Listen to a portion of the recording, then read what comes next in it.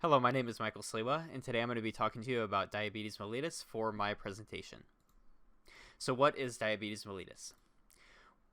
It is basically a metabolic disease, and it has to do with inappropriately elevated blood glucose levels. So this basically means that your blood sugar is really high, and that can be very destructive to the body. There are various types, such as type 1, type 2, maturity onset diabetes of the young, MODY, gestational diabetes, which comes after pregnancy, and neonatal diabetes. And there are also a lot of factors that cause it, such as endocrinopathies, steroid use, and other such factors related. But type 1 and type 2 diabetes are the most prevalent, and they relate to defective insulin secretion or use. So why is insulin so important? Well, basically, it works in the body and it assists us with getting that blood sugar level a lot lower, right? So it sends signals to the liver to store this blood sugar as well, which helps us, stay satiated and, not consume as much sugar or feel like we need to. And in this case, it really helps us with getting rid of the main cause of diabetes, which would be that heightened blood sugar. But as we can see on the next slide here, well, also before that, it participates in intricate feedback loops, which also contributes to better health. But when that's not working, as with diabetes, such as type 1, we get into some problems, and that's when we get our heightened blood glucose. So talking a little bit about type 1 diabetes mellitus, it presents in children and adolescents, and it's really a chronic condition. So there's not really many risk factors that we can look at here. It's not like it's caused by any sort of lifestyle. For the most part, there's some environmental factors, such as viruses early on that could exacerbate the symptoms, but it's really genetically linked, and if your family kind of has it running the family, then there's a good chance that you would have it as well. And it has to do with actually an incorrect autoimmune response, and it destroys the insulin-producing beta cells of the pancreas, and that's a really bad thing because then you would not have insulin or an adequate amount to lower your blood sugar. And this makes it so that insulin injections are necessary. So we can kind of see in this little diagram here, you have your healthy beta cells in the healthy pancreas, and in this one, they're destroyed and they're not functioning properly. So in type 2 diabetes mellitus, it's a little bit different. So it's less genetically related, but it's still genetically linked in some cases, but it has to do a lot with, poor lifestyle choices, right? So you have this prolonged hyperglycemia or high blood sugar due to these choices or your diet as well. And as it says here, middle-aged to older adults usually are the ones that end up with this form of the disease. So there's multiple risk factors, as we know with dietary choices, it could lead to obesity, being overweight, and, sometimes that is made worse by not having that physical activity to work out and do things like that to lower one's weight. And along with this, we have the genetic aspect of things, which has to do with insulin resistance. And there's a lot of ethnicities that unfortunately have this as part of kind of their genome as they're passing it on. And this leads to just, if you're having these poor lifestyle and dietary choices along with this insulin resistance, it just makes everything a lot worse. Along with that, we also have some things such as prediabetes, which are people who basically have these kind of lifestyle choices and are on the verge of having type 2 diabetes mellitus, but don't exactly have it yet. But they're also, at risk for type 2 diabetes because they're right on the edge. And we also have, people who are 45 years or older, their body is getting older, their organs aren't functioning as well. It can kind of lead to some degradation along with these poor lifestyle choices that'll make it even worse for them. And these people who have had gestational diabetes previously, so somebody who was pregnant, had their baby, ended up with gestational diabetes, now they're at even higher risk for type 2. And in this form of the disease, it doesn't have to do as much with insulin production, but that insulin isn't being used properly, and the blood glucose as a result remains high because of those pathways that are not activated. So though these are related, the pathogenesis is really different. And how they function is really different, and how you would treat them is really different. And for type 1, if you gave somebody with type 1 and told them, hey, work out more, eat less sugar, it would probably help them a little bit, but they really need that insulin to help them out because their body could actually use it. With type 2, if you injected them with insulin, it wouldn't do much because their body wouldn't know how to use it, and their blood glucose would still remain high.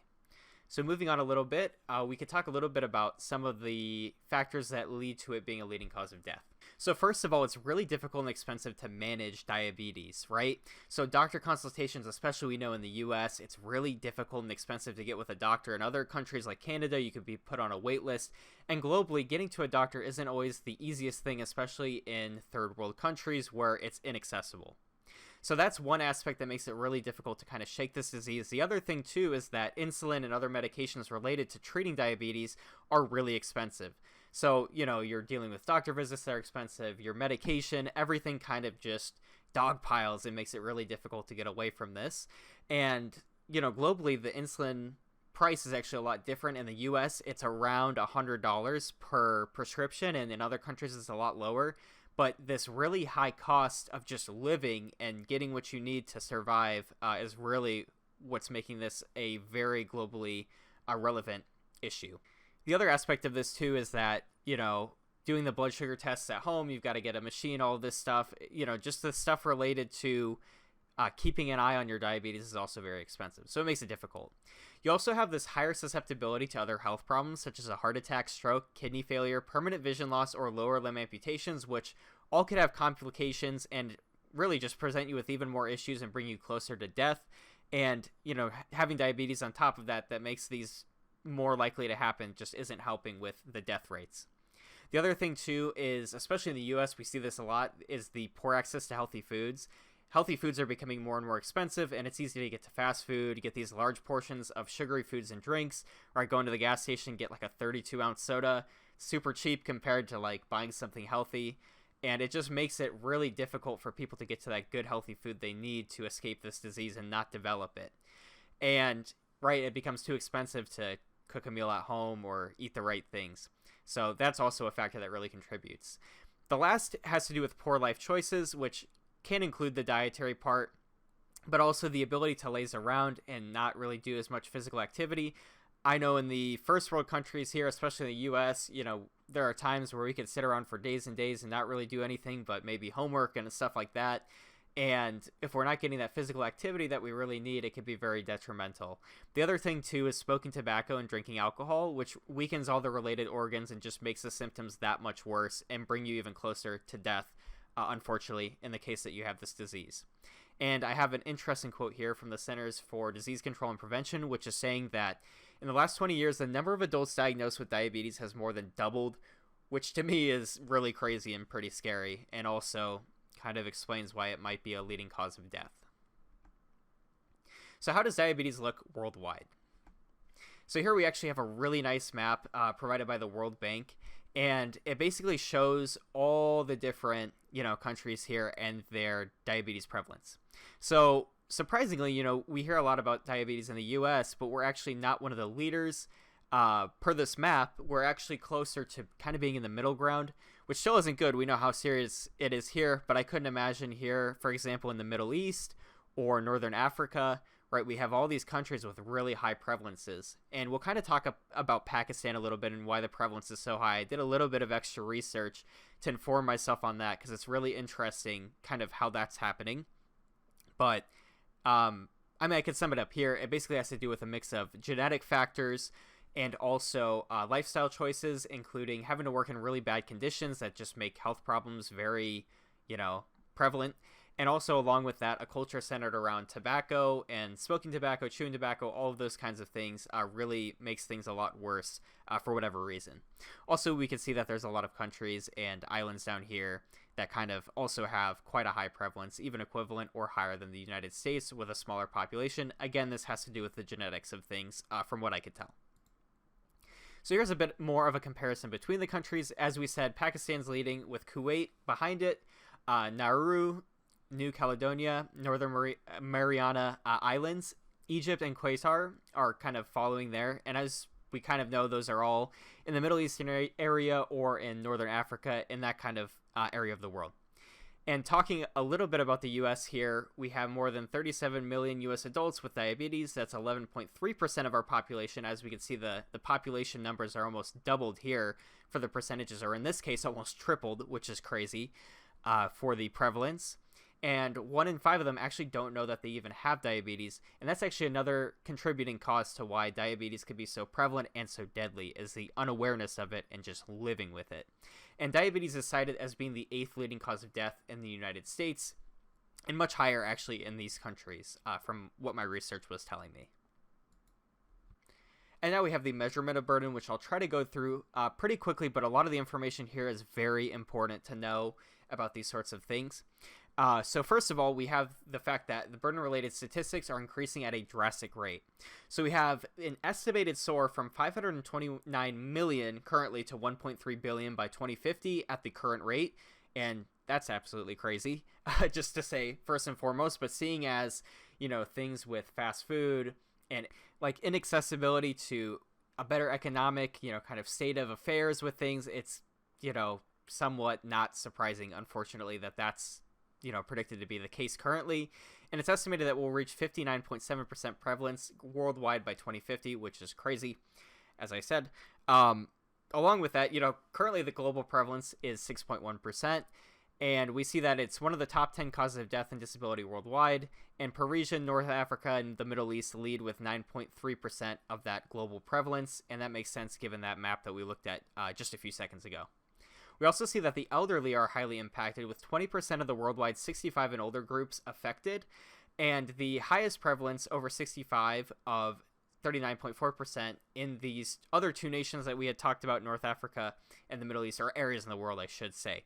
But again, kind of just emphasizing the fact that the problem is really bad over there, even though it's also just horrible globally in general. So going along with a few more traditional measure of burden statistics, we have mortality, years of life lost, years lived with disability, kind of being our big three here. So for mortality, we have approximately 1.5 million deaths per year globally, and the age standardized YLL, which is years of life lost, rates have remained constant from 2000 to present, which you could say, okay, it's good that we have some consistency, but it's really kind of alarming that in 20 years or so we haven't seen them go down at all. And that's cited as being 20.9 deaths per 100,000 population. And the age standardized death rates from diabetes also vary across countries. One example they cited was one of the Middle Eastern nations that had a very high one at 80 per 100,000, and Canada that had about 7 per 100,000. So it really does vary quite a lot. So getting to the YLL here, we have 6.2 million YLL, equivalent to 618 YLLs per 100,000 population. So for 100,000 people in the population, 618 years of life are lost, meaning that people are dying before they should at a very high rate. And that the absolute number of YLL increased also from 4.0 million years in 2000 to 6.2 million years currently. So we see that number drastically increasing as we're going forward in time, thus meaning that a lot more people are dying most likely a lot earlier than they should, and those years of life are quite literally being lost just to this disease. And the crude rates as well kind of show the same trend, with things increasing quite a lot between 2000 and currently. So when talking about the YLD, we have 7.2 million YLD, equivalent to 711.8 YLDs per 100,000 population. And this means that, in the population, there's yearly 711 years worth of people living with the disease, which is kind of a hard thing to wrap our heads around. But that basically means a lot of people are just suffering through with this disease and staying alive, but not in really a good state of affairs. That crude rate has also almost doubled in 2019 relative to its level in 2000, meaning that we're having a lot more people living longer, which is a good thing, but also suffering, which is a very bad thing. So, of course, the lesser of the two evils is having people live with the disease, but if they're living in a poor state of affairs, it's really not that great. It's better than dying, but it's not better than, being able to not have that disease in the first place or cure it. And last, we have the age standardized YLD rates, which increased from 404.2 years per 100,000 in the population in 2000 to 582.2 years per 100,000 population currently in the current day. So again, we're seeing an increase, age standardized across all ages in this, amount of people that are suffering through with this disease and just staying alive. So the thing that I think we could take away from this, seeing as it's such a prevalent disease, is that really focusing on our lifestyle choices in the current day is a really big deal. And it is also essential to getting the statistics down and making sure that we don't reach those crazy, crazy numbers that we're seeing predicted for 2050. So with that being said, that's all I have for this presentation. I want to thank you for watching the presentation back, and also I'll show you the sources that I have here. Quite a lot of things pulled from, and I'll kind of just leave up this massive map here. It really shows just how prevalent the problem is worldwide, and it's really a bad thing, but I think it's something we should all be thinking about.